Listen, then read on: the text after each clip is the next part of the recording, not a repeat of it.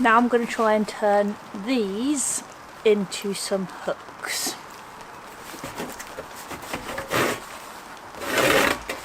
It's kind of hard without a proper workbench. Just using our glass table, which might not be the best thing to use.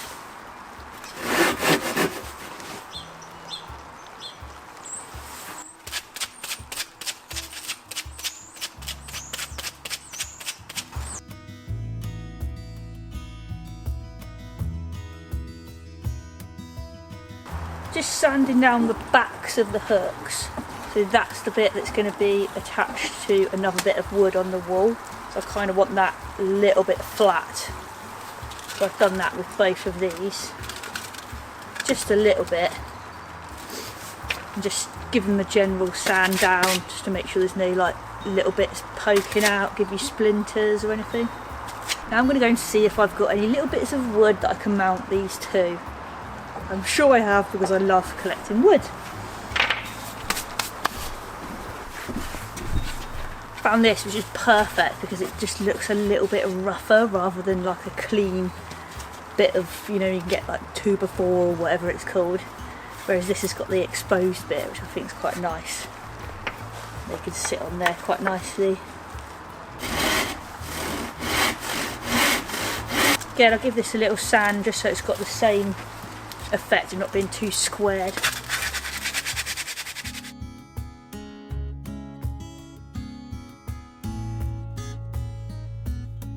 I'm going to wait for it to dry, varnish it, and hope that when I drill this onto there, it's not going to break.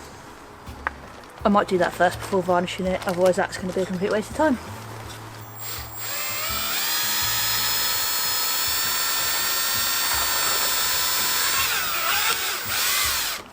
I'm being impatient, so I'm just varnishing it. I don't know what the consequences are for not waiting. And a bit went in my eye. Is varnishing the eye bad? I'm not wearing gloves. Health and safety at its finest.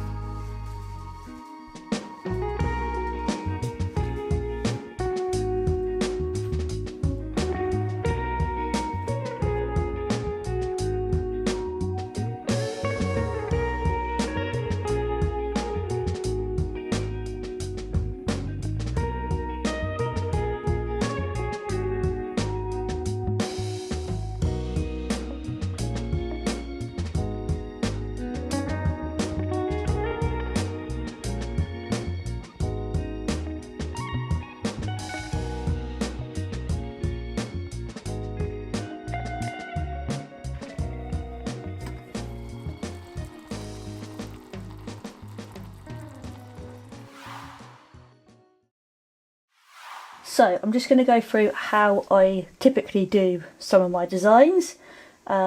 This one, the client would like a stamp, so I've saved her reference images. So it's basically, yeah, a stamp with some daffodils on the inside. So I like to have my reference image somewhere on the page so I know roughly what I'm doing. Then I tend to go to Pinterest and then put in stamp outline. So yeah, I'll get a few of these. That one, for the size that she wants it, just seems like too much detail, so I'll probably go for something like that. Then I take a screenshot of that, crop it, save to photos. Then I will add that to this, make it a little bit smaller so it's roughly the size that she wants, so I know then how much detail I want to add to it. And then I change this section to multiply. Up here I go to adjustments just to make it look white. There you go, you've got no background now. And then I will duplicate the image, merge it down a couple of times just so it's more solid, and then it will actually come out of my carbon printer. Next up, back to Pinterest, daffodil photography, because generally I'll like to use like actual photos of daffodils rather than drawings of daffodils, because this is obviously more likely to look like a real daffodil. If there's like a little bunch, that would be handy, but I can create my own bunch. So if I want to use this flower, or these two and this one, I can put them together quite easily. And what I want is a nice clear picture. Like this is all a bit too similar, you can't see the outlines, whereas this is quite clear. I want a nice clear image where you can see all the details. This one's quite nice, but I think I might create my own bunch out of this one, maybe this one, and then maybe these two. When I do flowers, it's best for some reason to do an odd number. So I'd either put 1 in there or try and get a 3. I don't know why, but 2 looks a bit odd and 4 looks a little bit odd. So I'm going to probably go with 3. Insert these ones. So again, I'll go to multiply, and then that loses the background. Get rid of the, I might keep it in colour actually, because I can see, like when I did that, it all just lost itself a little bit, so I'm going to keep it colour. Let's add maybe this one. Again, multiply it, and then I can, and then I can play around with the layout here before. So I think, yeah, this one could have it coming out of the border as well. Sometimes that looks quite nice.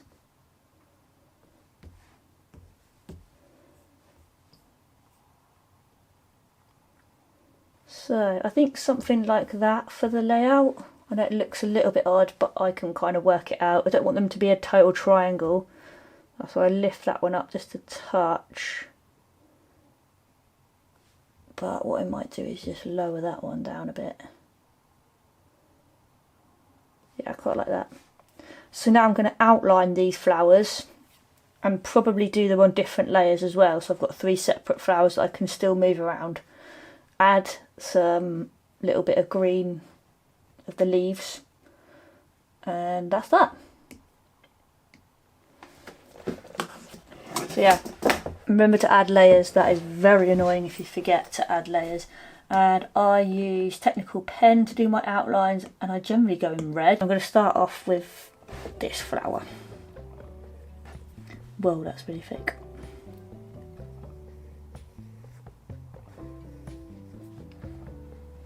I'm going to get rid of that one so it doesn't mess up what I'm seeing. I can be a shadow rolling on the street. I can make the same movements on repeat. So I've done that in a slightly thicker outline to how I'd actually tattoo it, but I just want to get the main outlines, and then I'll do a thinner pen and just put some of the main lines where I would put the shading lines, just as a bit of a guideline. And then you can get rid of that layer and see what that looks like. Yeah, looks like a daffodil. Wonderful. Okay, add another layer. I'm going to put this flower in next.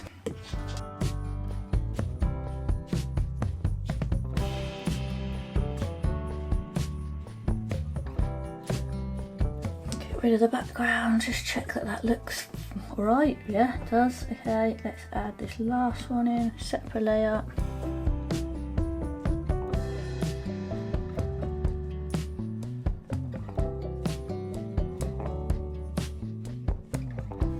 Okay, I'm happy with that. I think I'm going to add in, as I said, just like a couple of little leafy bits. So we'll have one coming up out of here.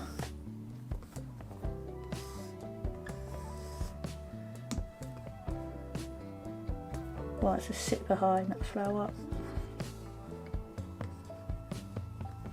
That's when you want to make sure you're on a different layer, otherwise you'll be rubbing that out too.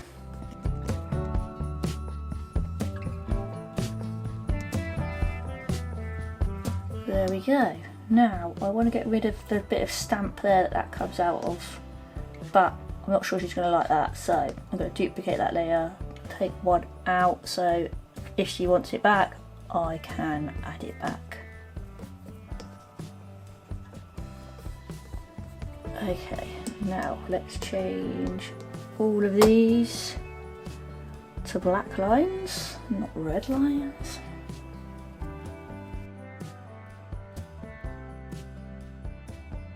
And that is what I'll send her, something like that, and say there's a little bit of space to do a little bit of writing if she wants it. But as the tattoo is quite small, I would probably advise not having too much writing, maybe just the odd number, which is what I will suggest to her. So that is what I'll send. And I think the video will be out after I've tattooed it. So what I'll do is I'll put a picture of the tattoo here so you can see what the actual tattoo looks like as well.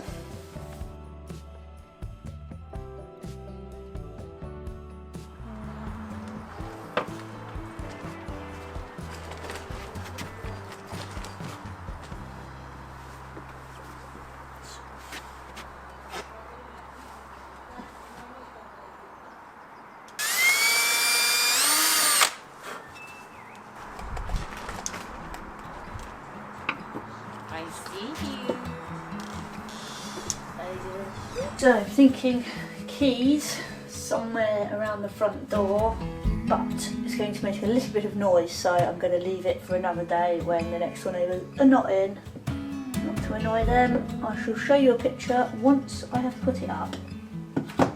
Hopefully that won't be in a month's time.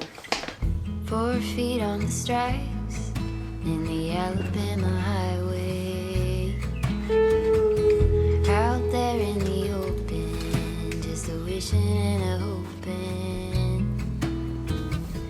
I could smell the pines when I let you in the doorway. Took the seat next to mine like you've been there before. I'm befriended and in a loose I could never stand to lose you. I get by when you're at my side. I'm befriended and in a lose you.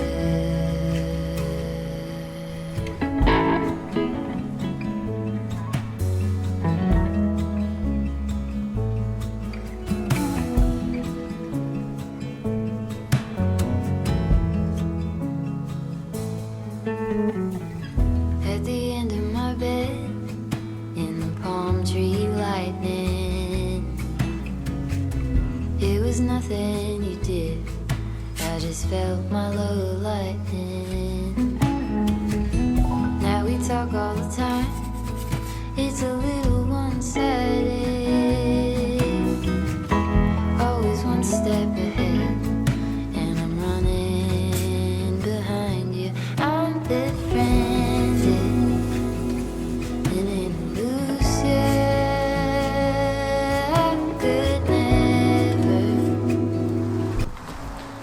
Pizza in the rain.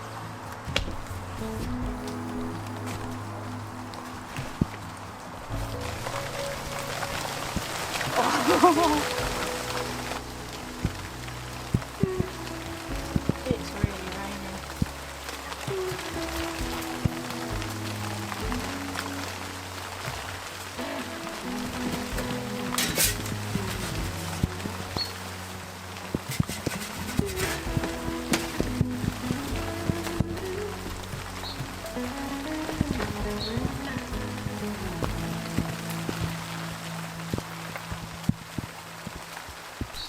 I'm taking you inside, you get the idea. Things got a little bit hectic with the pizza. The last two were a little bit soggy because it absolutely pissed it down. If you ever tried making pizza, right, well, I don't know, it's just really hard to do when it's wet. And obviously it got wet, so it was stuck to the peel, it was stuck to the... I got a bit stressed. So the thought of getting wet and going fishing, I was not up for that, so just had a little chill. But I've made it down to the beach this morning because I want to practice my fly fishing. I have booked to go on an Orvis beginners weekend fly fishing in May, and I've only been twice before, and it's not on the sea. This thing is a sea event. So I wanted to practice a few things. The main one being, I've got some waders and yeah, good old Vinted. So I want to make sure, one, that they're waterproof, two, that I can get my arse into them and get out of them again. And then just practice a little bit of casting and setting up the whole thing. And it is a beginner's weekend. I don't think you're expected to know much, but I don't want to go there not knowing anything, and I want to have just tried all my kit. So that's why I was desperate to come down and give it a go. So first things first, let's get these bad boys on. And I will do a proper fashion show because I'm aware the light is the wrong way round. So I'll get outside just to show how beautiful they are. Bending over. Gosh, feel that. Brace yourselves.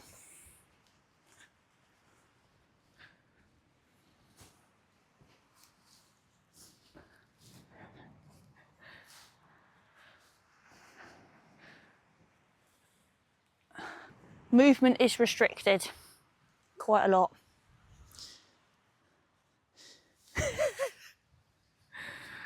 Well, I bloody hope I catch a fish. I thought I'd just have a chat whilst I'm setting up about some of the things that crossed my mind that kind of put me off coming out and trying, because it's so scary doing something new. I don't know what I'm doing. I don't know if I'm going to set the thing up wrong. I don't know yet if my flies are going to fall off or just make a complete dick out of myself. Then it's always just worrying what other people think, which to a degree, I feel less of that when I grow up.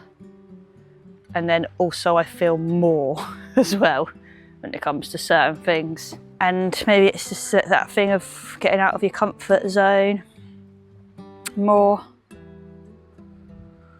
which I don't tend to do too much anymore. Doing things because I want to rather than what's expected of me or what I think will please other people or something. So I finally made it down. The weather's all right for now. Nice and calm. Hopefully no one will be around to see me flailing around, and we'll have a nice time. Oh, I don't know which way round this goes. It's a great start. If it's not that way, it'll be that way. Am I gonna have to Google it? I can watch a video of what I did with Phil. Okay, I think I got it. This is why we come out to practice, see? That way. I'm also absolutely sweating. These things are hot. So I wasn't planning on going too much in the water, but I might have to just to cool off. Let's get my vest on.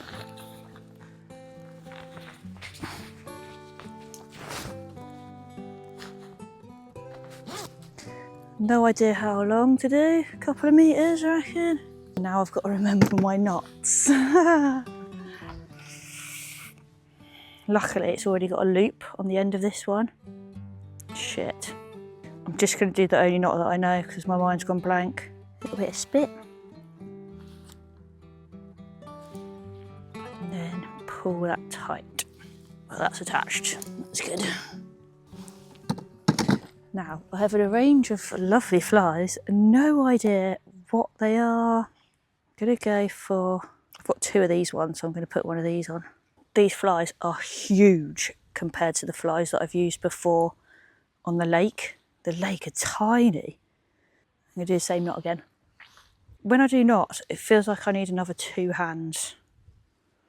And everyone does them so easily. I'm just like, how do you hold that, hold the thing, and then do the other stuff? Oh, no, that's why I'm practicing.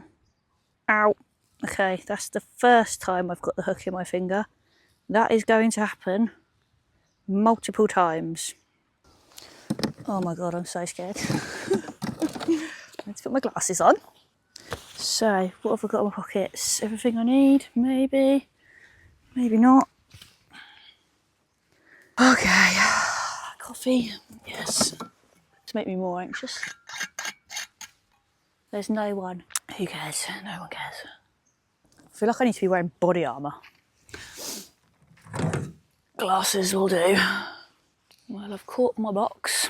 Not sure we'll be needing this. I feel horrendous. Right, let's try not to catch a swan. I've totally forgotten everything. I'm gonna let the sun shine in today. I'm trying to make this darkness go away.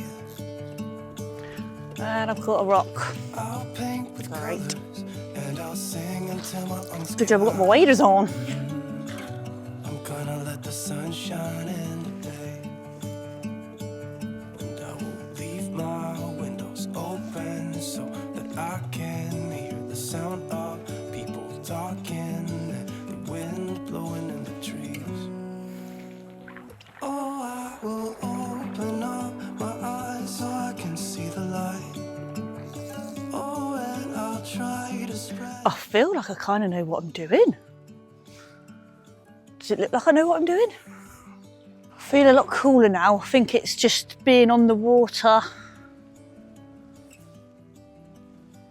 Being in the water and on the water is definitely colder than riding a bike in really tight waders.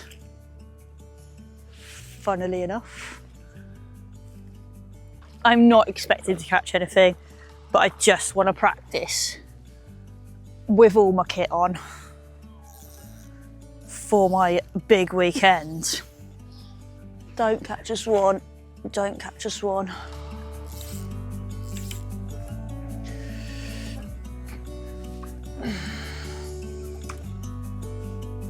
Oh God, watch out mate.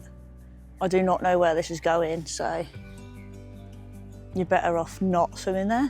The reason why I wanted to do fly fishing rather than all the other fishing that I've tried is because you're actually doing something constantly, and I feel like being in the water as well, I just like to be involved more. The one where you just like plonk a bit of bait on the end of your rod, cast it and then just sit there and watch it. Oh, so boring. Whereas this, you know, oh, I really feel like connected, being in the water and the fish and everything. Well, not the fish, obviously.